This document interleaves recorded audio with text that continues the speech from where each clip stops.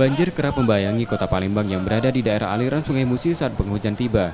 Upaya pencegahan banjir, pemerintah kota Palembang sedang melakukan pembersihan dan normalisasi anak sungai. Salah satunya di Sungai Rasau yang bermuara ke Sungai Musi.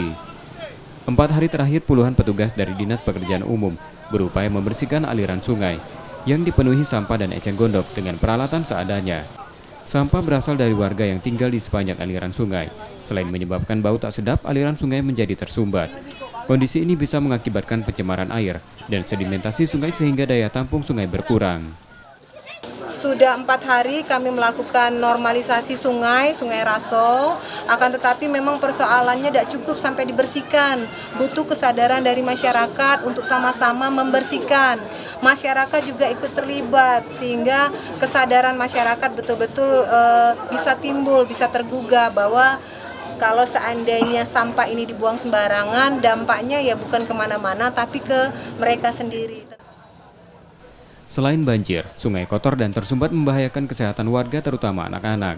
Kesadaran warga untuk ikut terlibat dalam upaya menjaga kebersihan sungai perlu ditingkatkan.